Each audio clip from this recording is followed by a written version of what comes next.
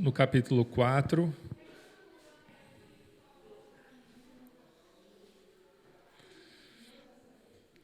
Marcos capítulo 4, versículo 35. E nós vamos ver a respeito da presença de Jesus. E a mensagem desse domingo é: Jesus está com você. Amém? Então você pode repetir para o seu colega, para o seu vizinho: Jesus está com você. Né? Jesus está com você. Amém? Nós ouvimos há 2 domingos sobre o amor de Jesus. Jesus te ama. Ouvimos no domingo passado que Jesus fala com você. E hoje nós vamos ver que Jesus está com você. E antes de nós lermos essa passagem, um pouco do contexto aqui é que Jesus ele está ensinando através de várias parábolas. E uma delas é a parábola do semeador. Então, resumidamente, a parábola do semeador é aquela parábola que diz da semente que caiu num solo ruim. E aquela que caiu no solo ruim é aquela pessoa que ouve a palavra de Jesus e não a pratica. Ela ouve a palavra, mas na primeira oportunidade que ela tem, ela abandona Jesus. Ela esquece tudo do que Jesus ensinou e falou. Né? E a parábola, depois, Jesus contando, vai dizer que teve a semente que caiu num solo bom, fértil. E essa deu muito fruto. E essa é a pessoa, Jesus depois explicou, o que significava. Que essa é a pessoa que ouviu a palavra e guardou a palavra de Jesus. E ela sempre, então, buscou obedecer e fazer a vontade de Deus. Depois Jesus contou também sobre a parábola da lâmpada, que a lâmpada não foi feita para ser escondida, mas a lâmpada foi feita para ser colocada num lugar visível, para ela iluminar o ambiente que ela estiver. Né? Jesus contando assim para nós sermos luz. E Jesus vai ensinando através de outras parábolas. Ele conta também sobre a parábola da semente, de mostarda. Jesus ele meio que vai dando uma aula, vários ensinamentos.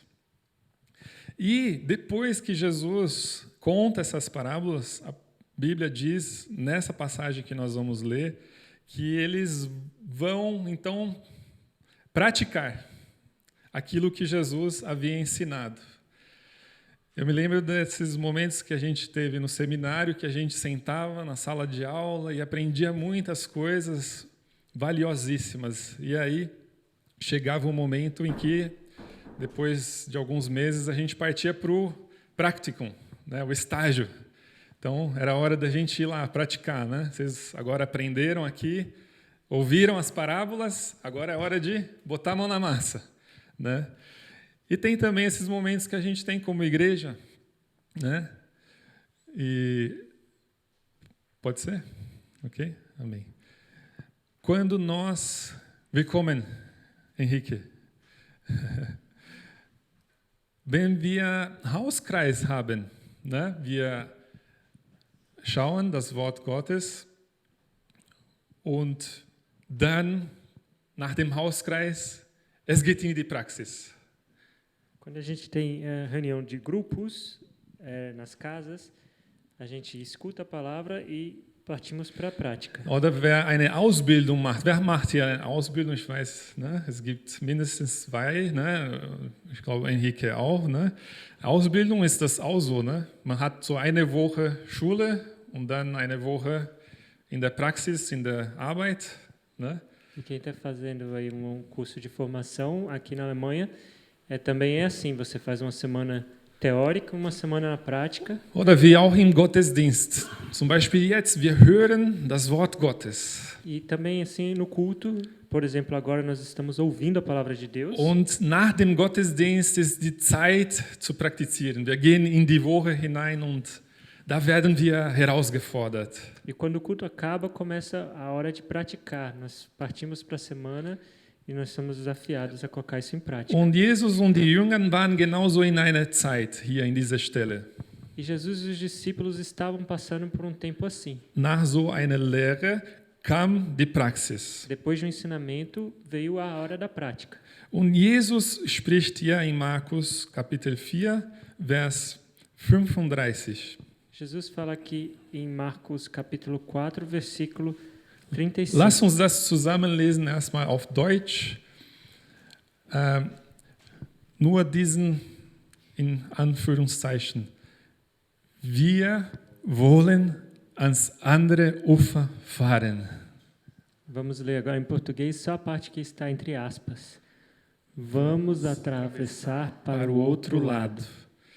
Das war der Ruf Jesus jetzt in die Praxis hinein nach einigen Lehren. E isso foi o chamado de Jesus para a prática após o ensinamento. Ein bisschen mehr vom Kontext hier war, dass sie waren am See Galiläa. Para dar um pouco mais de contexto a isso, eles estavam no mar da Galileia. Sie waren an einer Seite von Kapharnaum. Eles estavam de um lado, do lado de Cafarnaum, Das war eine jüdische Gegend. que era uma região predominantemente Und judaica. Jesus sagt, lass uns aber auf der anderen Seite, zu der anderen Seite gehen. Jesus fala, olha, vamos atravessar e ir para o outro lado. Und das war eine andere Stadt. Und das war Gadara, vielleicht auf Deutsch. Eine römische Stadt. E do outro lado havia uma outra cidade, era uma cidade alemã. Oh. Romana. Und das bedeutet, sie würden ihre Stelle verlassen, ihre Heimat verlassen, um einen Ort zu gehen, wo es fremd war für sie. Significava que eles estavam deixando o país dele, a nação deles, para ir para uma região estranha. Sie haben dann auch gewusst, und wir wissen auch von den Geschichten im See Galiläa, und das ist eine davon, dass das Galiläa ein Meer, wo viele Stürme gibt. E eles sabiam que aquela região do Mar da Galileia era uma região que havia muitas tempestades. Weil geografisch gesehen, das ist sehr, sehr einfach, dass ein plötzlicher Sturm kommen kann in diesen See. Devido às condições geográficas, é muito possível, frequente que se formem tempestades. Also das heißt, wenn Jesus sagte, lass uns auf der anderen Ufer gehen, es gab mindestens diese zwei Probleme. E quando Jesus fala, olha, vamos atravessar até o outro lado, haviam pelo menos esses dois problemas conhecidos. Dieses geografische Problem. Esse problema de origem geográfica. Und das war auch abends, also nachts, mit dem Boot zu fahren. Também já era tarde, noite, para partir de barco. Und das war auch dieses Problem von einem safe Stelle, so von Kapharnaum zu gehen, nach einer komischen oder einen unsicheren Ort zu gehen. E também havia esse problema que eles estavam deixando um lugar conhecido e seguro para ir para um lugar inseguro. Amen. Dann lass uns jetzt mal vorstellen, nochmal uns daran erinnern, dass Jesus, bevor sie dahin gefahren sind, lehrte über diese Gleichnisse. Das sagte: Vamos nos recordar que antes dele fazer esse convite, ele deu um ensinamento sobre uma parábola. Sei gehorsam und sei Licht, da wo du hingehst. Que dizia: sejam obedientes, sejam luz. Und Die Jünger, wir lesen im nächsten Vers, also lasst uns nochmal jetzt Vers 35 lesen. Am Abend jenes Tages sagte Jesus zu seinen Jüngern, wir wollen ans andere Ufer fahren. Vamos ler mais uma vez o versículo 35. Naquele dia, ao anoitecer, disse ele aos seus discípulos, vamos atravessar para o outro lado. Also was machten dann die Jünger? In Vers 36 sagt, sie schickten die Leute nach Hause und nahmen ihn, so wie er war, im Boot mit. E no versículo 36, o que os discípulos fazem? Deixando a multidão, eles o levaram no barco, assim como estava. Das heißt, die Jünger haben gehorcht.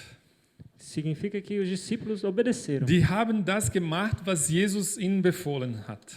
Ele fez aquilo que Jesus tinha acabado de ensinar. Und die nahmen, steht es hier, Jesus mit, so wie er war. E aqui está falando que eles levaram assim como estava. Jesus war müde. So Jesus, war Jesus. Jesus estava cansado, assim que ele estava. Jesus hat gelehrt, Menschen geheilt, Jesus tinha ensinado, tinha Menschen curado, gedient, servido, vieles getan, den ganzen Tag durch. feito muitas coisas o dia inteiro. Nicht für einigen, sondern für viele Menschen. Não para só alguns, mas para muitas pessoas. Jesus war erschöpft. Ele estava Er war cansado. müde. Und die Jünger nahmen ihn so, wie er war, ins Boot mit. E os discípulos levaram assim como ele estava para o barco. Die Jünger waren wirklich gehorsam. Os discípulos estavam realmente obedientes. Und wahrscheinlich hier denken wir hier, ne, was ist geschehen dann? Warum hat es dann geschehen, wenn sie Jesus gehorcht haben? E vamos ver aqui o que aconteceu. Oder warum hat das geschehen, O motivo- wenn sie doch Jesus gehorcht haben? Por que aconteceu isso, sendo que eles obedeceram a Jesus? Ne, hier steht, dass sie dann Jesus mitgenommen haben. Einige andere Boote fuhren Jesus nach. Und dann im Vers 37 lesen wir, plötzlich brach ein schwerer Sturm los, sodass die Wellen ins Boot schlugen und es mit Wasser volllief. E no versículo anterior fala que ainda outros barcos o seguiram. E no versículo 37, levantou-se um forte vendaval e as ondas se lançavam sobre o barco de forma que se foi se enchendo de água. Die Jünger haben gehorcht und plötzlich kam der Sturm. Os discípulos haviam obedecido e de repente a tempestade vem. Und ihr Lieben, vielleicht bist du hier heute mit diesem Gefühl oder mit diesem Gedanken. E talvez você esteja aqui essa noite com esse sentimento ou com esse pensamento. Du bist ein gehorsamer Diener Gottes.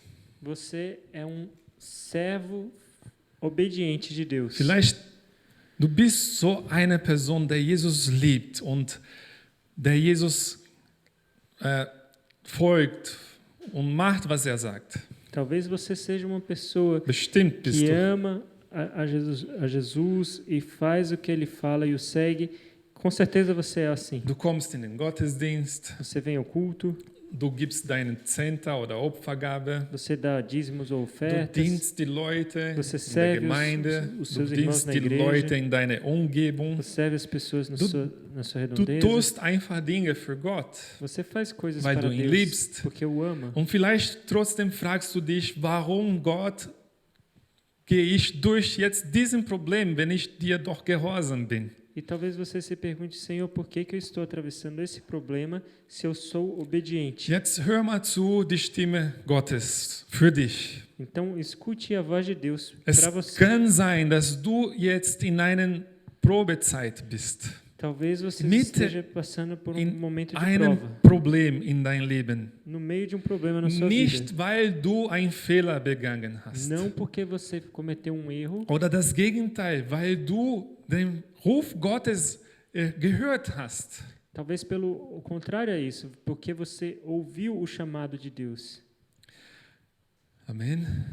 Hörst du die Stimme Gottes? Você está ouvindo a voz de Deus? Hörst du, was er dir sagt durch sein Wort? Você está ouvindo o que Ele está te falando através da sua palavra? Das Wort sagt, für diejenigen, die Jesus gehorchen und seinen Geboten gehorchen, alles dient zum Guten. A Bíblia fala que os que obedecem a Deus e as suas palavras, tudo coopera para o bem deles. Ihr Lieben, es kann sein, dass manchmal, wenn wir die Befehle Gottes gehorchen, ein Problem wird kommen, nicht um uns zu ermahnen, Pode ser que quando obedecemos aí o mandamento de Deus, o chamado de Deus, um problema surja não para nos advertir, aber um uns etwas beizubringen. mas para nos ensinar algo.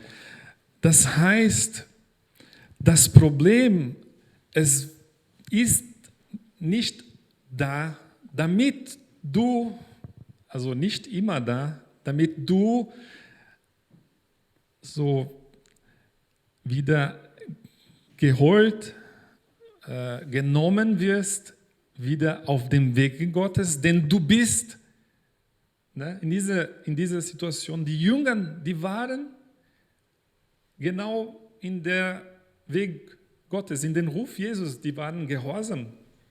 E nem sempre os problemas vão para te trazer de volta ao caminho de Deus, porque nessa situação os discípulos já unbedingt dir oder nicht immer dir zu korrigieren. Os discípulos já estavam nesse caminho obedecendo a Deus.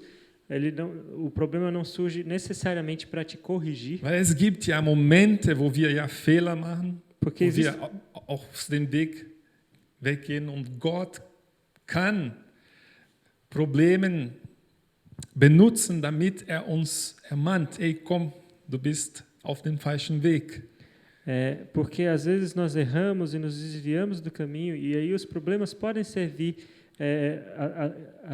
como uma forma de Deus dizer, opa, você está no caminho errado. Aber es gibt auch Momente, wo das Problem kommt,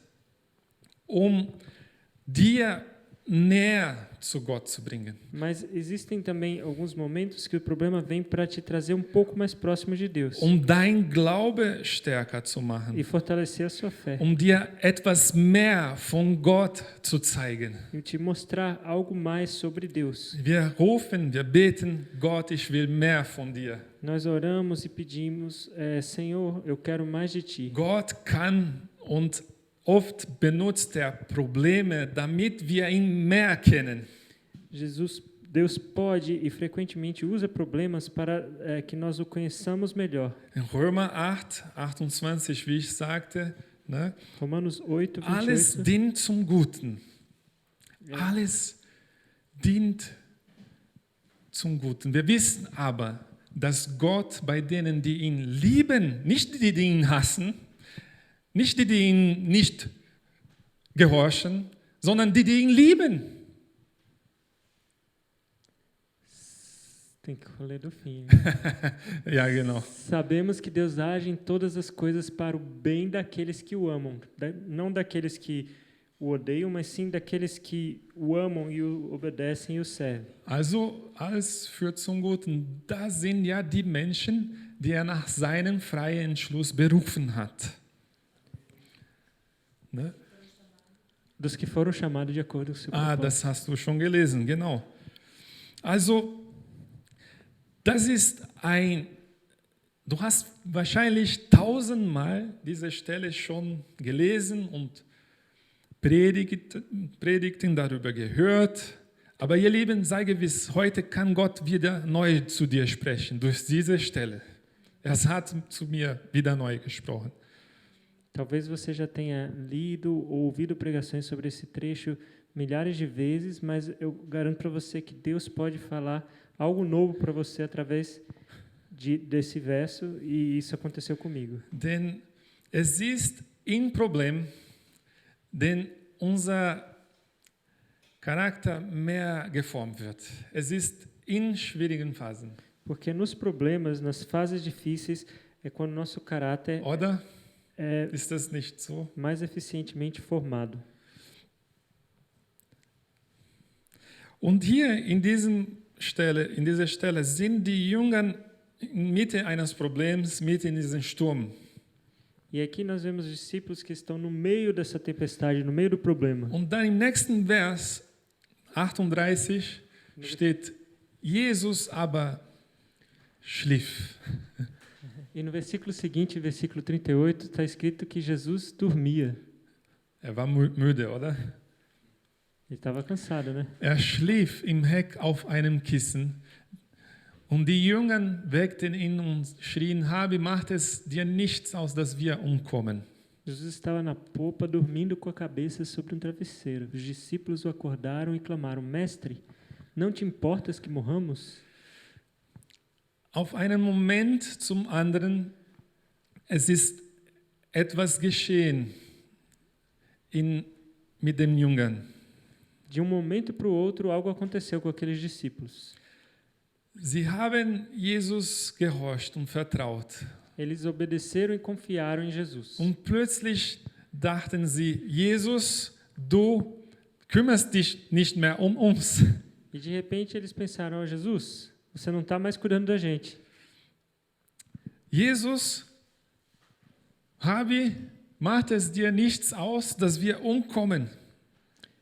Mestre, não te importas que morramos? Wir haben doch gemacht das, was du uns gebeten hast. Nós fizemos aquilo que você nos pediu. Ist es nicht manchmal so, dass wir auch solche Sachen leben? Às vezes nós não passamos por situações assim. Dass wir Gott gehorchen und lieben und ihm dienen und dann werden unsere Kinder krank. Que nós obedecemos e amamos e servimos a Deus e de repente nossos filhos ficam doentes. Und dann fragen wir Gott, Gott, kümmerst du dich nicht um mich? E a gente pergunta, Deus, você não cuida mais da gente? Oder verlierst du deine Arbeitsstelle, deine Finanzen gehen nicht so, wie du erwartet hast. Talvez você perca o seu emprego, sua área financeira não vai como você... Deine Ehe geht durch eine Krise. Não vai bem como você esperava, o seu casamento está passando por uma Oder crise. dieses Gebeterhörung, was du schon für so lange gebetet hast, passiert nichts. Ou aquele pedido de oração que você já está orando há tanto tempo não acontece. Gott, kümmerst du dich nicht um mich? Ich mache doch alles, was du mir bittest. Deus, você não cuida mais de mim? Eu estou fazendo tudo que você me pediu. Es kommen ja solche Momente im Leben, wo wir manchmal mit diesen Fragen kämpfen. Existem momentos na nossa vida que nós lutamos com esse tipo de frases. Und die Antwort ist, ihr Lieben, durch diese Stelle zum Beispiel, ist, dass Jesus doch sich um dich kümmert. E Um dich a kümmert. resposta que nós vemos também nessa passagem é que Jesus, de fato, ele cuida de você. Er kümmert, er sorgt für dich. Ele cuida, ele provê. Denn wenn wir beobachten, Jesus war immer im Boot. Porque se observarmos, Jesus ele sempre esteve no Er barco. war immer dabei mit den Jüngern. Ele sempre esteve lá com os discípulos. Und in dieser Stelle sogar haben die Jünger ihn mitgenommen. E nessa passagem, os discípulos, inclusive, o levaram lá. Jesus war mit ihnen vorher und jetzt auch durch den Sturm. Jesus estava com eles antes e agora também durante a tempestade. Und dann plötzlich kam dieser Moment von Angst E de in repente diesem Sturm. veio esse momento de medo durante a Und das tempestade. kann ja sein, dieser Moment, wo Jesus in der Gleichnis erzählt hat von den Samer, der semeador, ne, der gesät hat, É, erzählt. e pode ser como naquele momento da parábola que Jesus contou sobre o semeador, Wo eine Same in einen schlechten Boden mit diesen Dornen, ne, gefallen ist. que uma semente caiu num solo ruim, cheio de espinhos, Und sie nicht keine Frucht bringen konnte, weil es nicht wachsen könnte. mas não pôde gerar frutos porque não cresceu. Die Jünger waren mitten in diesen Dornen, ne, mitten in diesen Problemen. Os discípulos estavam ali no meio dos espinhos, no meio dos problemas. Und haben gedacht, Jesus kümmert sich nicht mehr um ihnen. E pensaram que Jesus não cuidava mais deles. Und das ist die gute Nachricht, ist, dass er doch um dich kümmert. E a boa notícia é que assim ele cuida de você. Und im nächsten Vers lesen wir in Markus 4, 39. No versículo seguinte nós lemos Marcos 4:39. Jesus stand auf.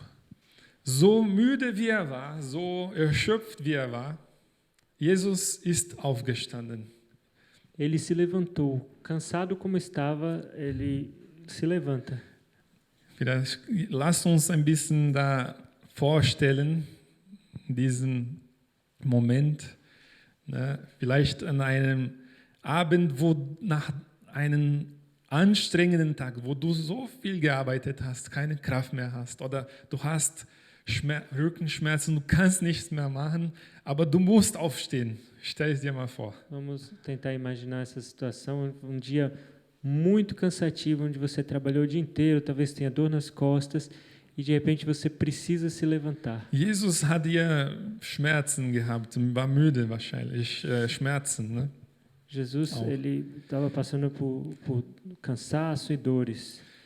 Und er steht auf und bedrohte den Sturm und sagte zum See, schweig, sei still.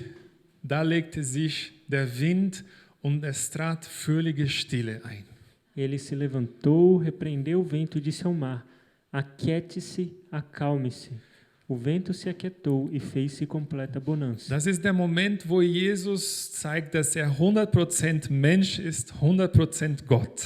Esse é um momento em que Jesus demonstra que ele é 100% humano e 100% Deus. Er ist müde, aber trotzdem hat immer noch die ganze Autorität. Mit einem Wort, alles wird still.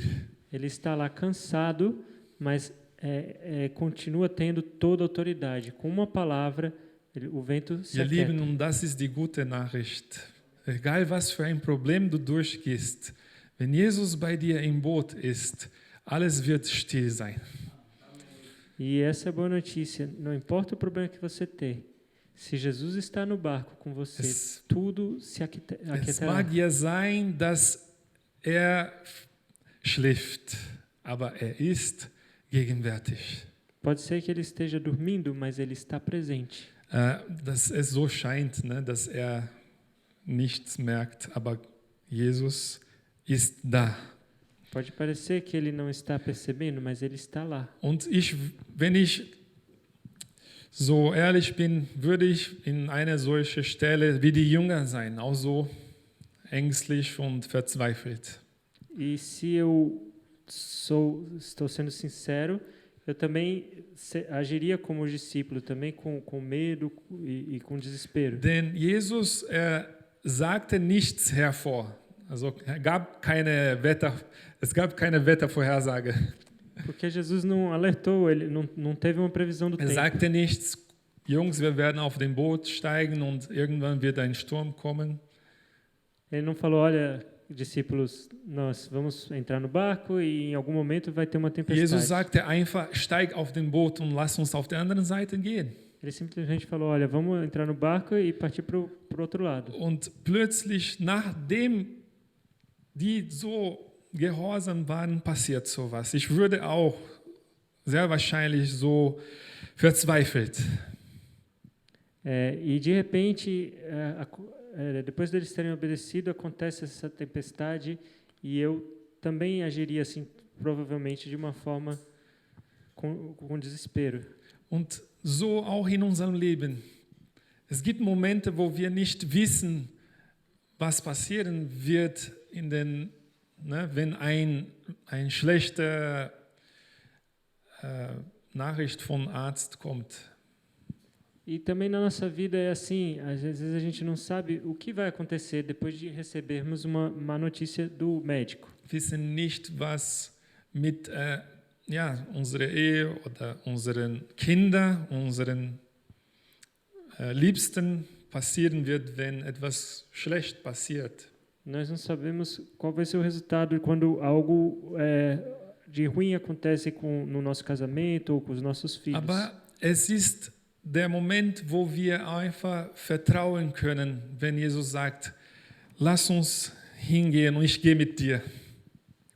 Mas é o momento que nós podemos confiar quando Jesus fala, olha, nós vamos lá e eu vou com vocês. Lass uns zum anderen Ufer Vamos gehen. para o outro lado. Lass dir nicht den Glaube entrauben, sondern bleib stark und bleib gewiss, Jesus ist bei dir.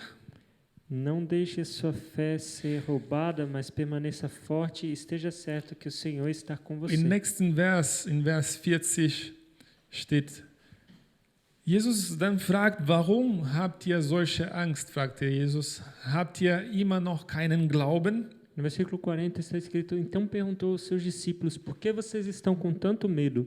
Ainda não têm fé? Und das ist auch die Frage, was Jesus dich stellt, vielleicht in diesem Moment, wo du durch diese Schwierigkeit gehst. E essa também é a pergunta que talvez Jesus se faça quando você está passando por um momento assim. Hast du keinen Glauben mehr, dass ich mit dir bin? Você não crê, você não tem mais nenhuma fé que eu estou com você?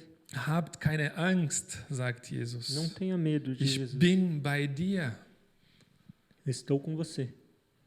Und dann in Vers 41,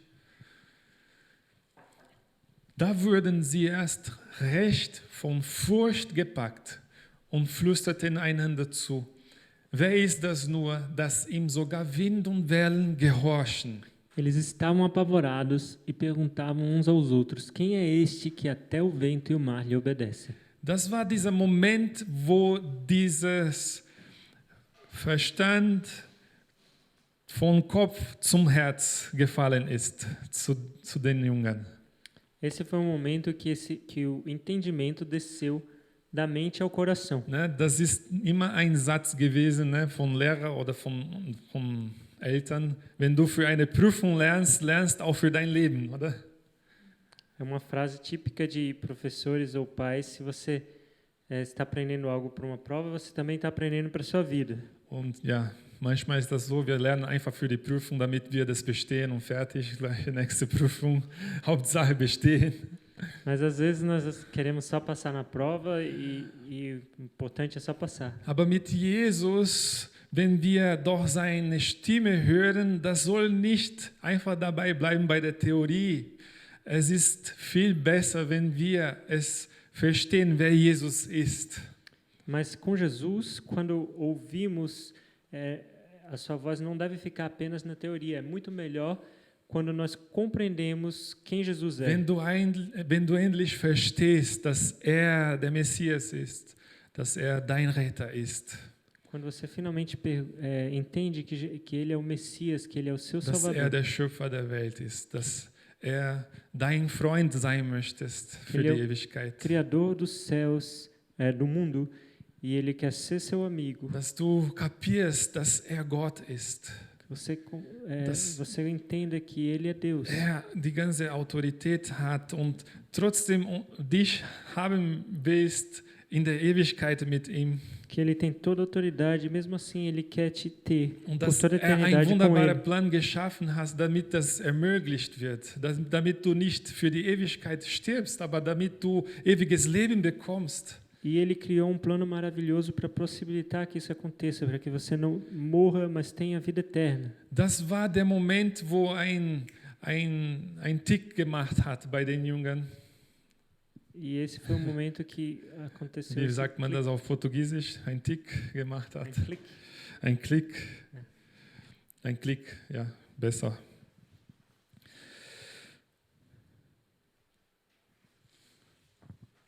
Sie wurden von Furcht gepackt. Das ist dieser Moment, du nicht diese Furcht von, du hast Angst und du willst nicht mehr in der Gegenwart sein, aber du hast diesen Respekt und diese Liebe gefunden.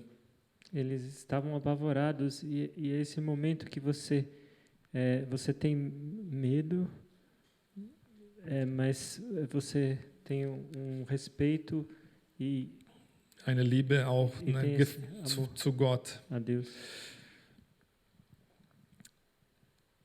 Und hier erinnerte ich mich an das Buch Hiob oder besser gesagt an einen Bibelvers.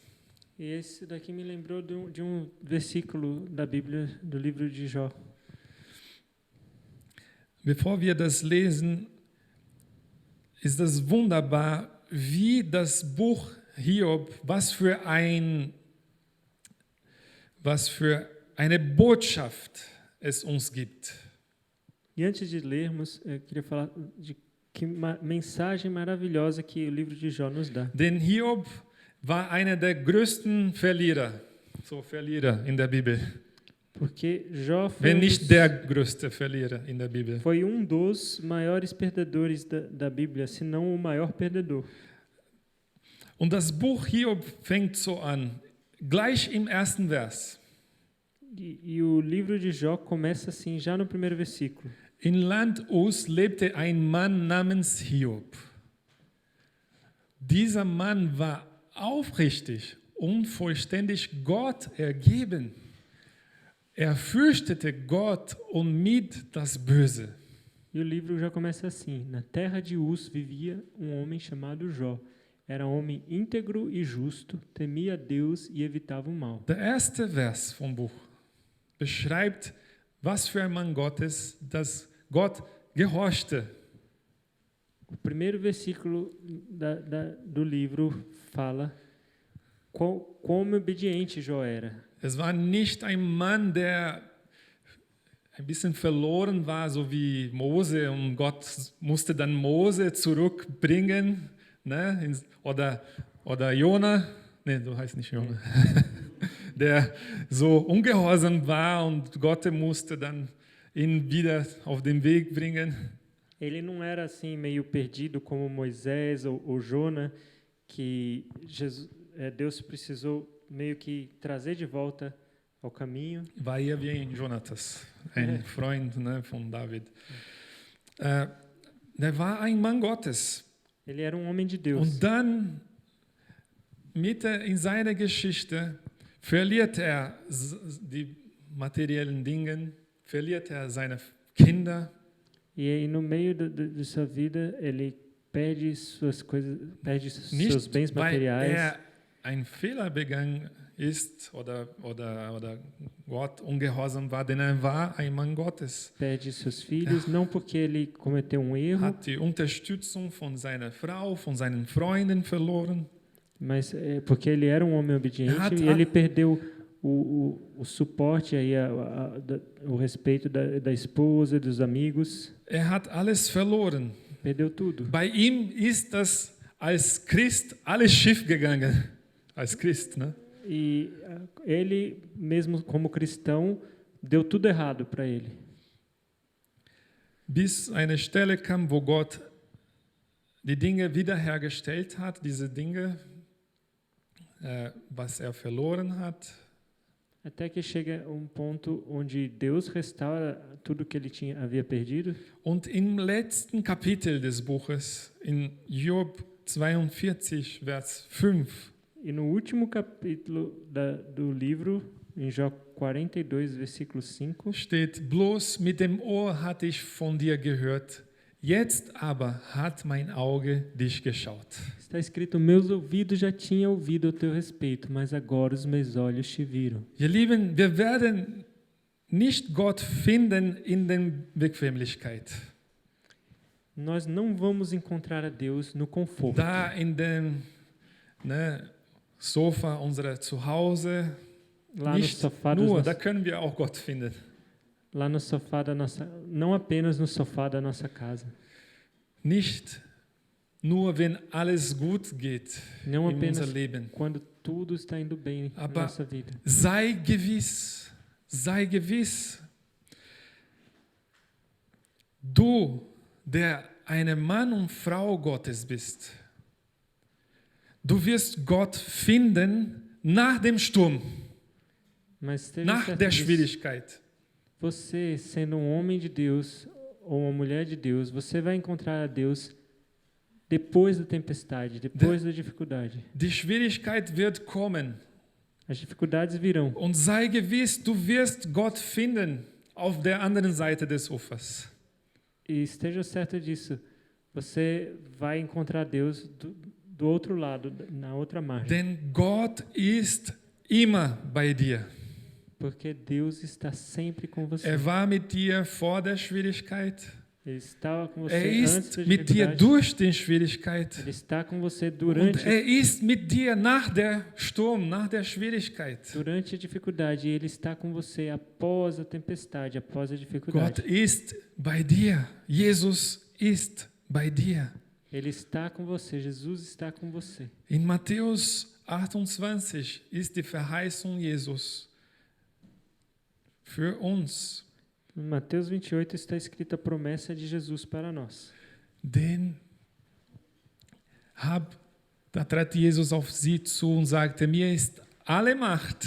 Guck mal, derselbe Jesus, der den Wind und Wellen gestillt hat, mir ist alle Macht im Himmel und auf Erde gegeben. Então Jesus aproximou-se deles e disse: foi-me dada toda a autoridade no céu e na terra. Und dann im nächsten Vers. Er gibt einen Auftrag. Lass uns gehen, lass uns gehen, lass uns gehen. Es gibt auch, glaube ich, ein Lied, oder? Nein? Gabriel? Kennst du nicht? Ja. Lass uns, oder geht hin. Oder geht hin. Ah, okay, kein Problem, alles gut. Matthäus 28, Vers 19. Geht zu allen Völkern und macht die Menschen zu meinen Jüngern. Vou trazer esse aqui para não ficar muito longo. Ah, tá.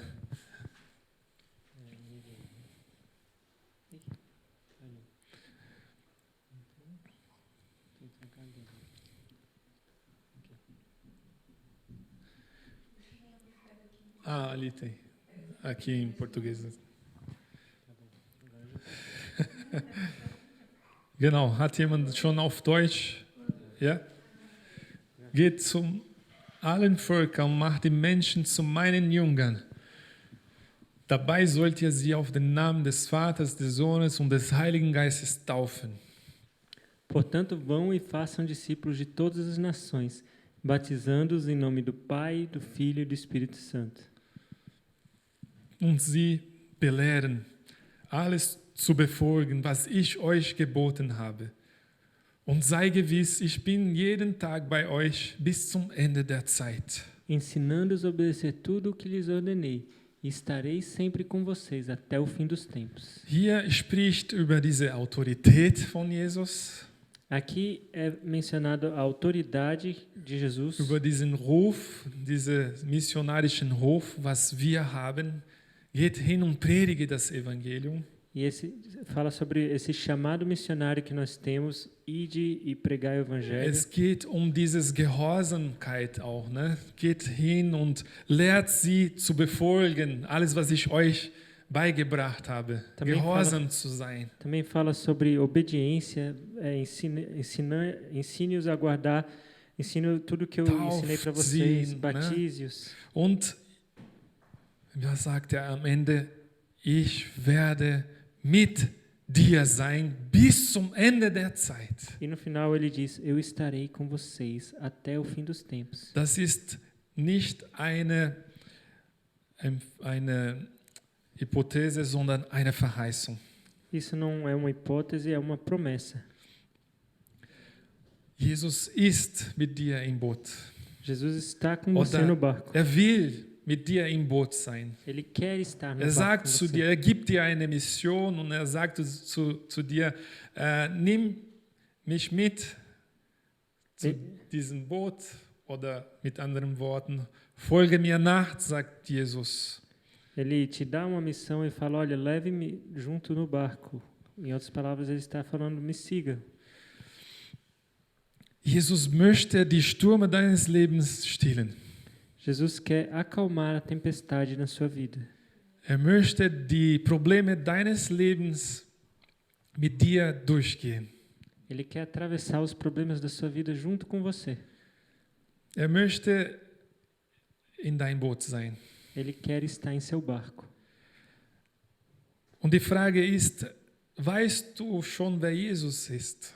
E a pergunta é, você já sabe quem Jesus é? Hast du eine Ahnung, wer er ist? Você sabe quem ele é? Die Jünger haben nach diesem Sturm ein bisschen mehr kapiert, wer Jesus ist.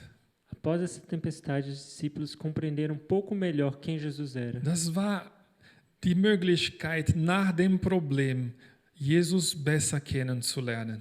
Essa foi a oportunidade que eles tiveram de, após o problema, conhecer melhor a Jesus. Die Stürme, die Probleme des Lebens, die da sind, die können uns zerstören. As tempestades e problemas da vida podem nos destruir. Und wir werden manchmal Angst haben und versuchen, die Lösung zu finden in anderen Dingen. E às vezes nós teremos medo e procuraremos a solução em outras Dieses coisas. Problem zu lösen. Para Werden wir arranjar uma vielleicht in einer Person versuchen, die Lösung zu finden, para arranjar uma solução para esse in problema. einer Droge vielleicht, Podemos procurar a solução em pessoas ou talvez numa droga, etwas, was in einem Spiel, num jogo, in irgendetwas. Und das kann und wird unser Leben zerstören. e em algo, e isso pode destruir a nossa Wenn vida. wir mit solchen Dingen versuchen, unser Boot zu füllen, Quando das kann nós, unser Boot sinken lassen. quando nós tentamos encher o nosso barco dessas coisas, isso pode afundar o nosso barco. Und das nennt die Bibel Sünde. E a Bíblia chama isso de pecado. Das ist immer dieser Moment, wo wir versuchen, ohne Gott zu leben, ohne Gott eine Lösung zu finden. Que é o momento que nós tentamos viver uma vida sem Deus ou arranjar uma solução sem Deus. Und die Bibel sagt, wir können keine Lösung finden, außer in ihm. E a Bíblia fala que nós não podemos encontrar solução a não ser nele. Es gibt ein großes Loch, die uns von Gott trennt, und das ist diese Sünde, die in uns ist. Existe buraco que nos separa de Deus e é o pecado. Aber Gott, wusste schon von Anfang an, dass wir ohne ihn nicht in diesem Boot siegen können. E Deus sabia desde o princípio que nós não poderíamos vencer nesse barco Die sem ele. Bibel sagt, deswegen hat seinen Sohn Jesus Christus geschickt in dieser Welt. A Bíblia fala que por isso ele enviou o seu filho Jesus Cristo a esse mundo. Für unsere Sünde in unserer Stelle an diesem Kreuz zu sterben. Pelos nossos pecados, em nosso lugar, para morrer nessa cruz. Er ist für uns zu diesem Kreuz gegangen, damit er mit uns im Boot sitzen kann. ele foi até a cruz para que ele possa sentar conosco no barco. Und Jesus ist für uns gestorben. Und jeder, der daran glaubt, dass es notwendig war, damit deine Schuld vergeben wird, und glaubt, dass Jesus der Messias ist, der Retter ist, wird neues Leben bekommen. E Jesus, todo aquele que crê que foi necessário para que ele morra naquela cruz em nosso lugar, ele terá Jesus como seu Salvador. Er möchte dein Leben verändern. Ele quer transformar a sua vida. Er möchte dir Frieden schenken. Die Bibel nennt das als einen Frieden, der den Verstand übersteigt. Ele quer te dar a paz. A Bíblia chama isso de uma paz que excede todo entendimento. Der Verstand der Jüngern war in diesem Moment so übertroffen, sozusagen. Die waren geschockt.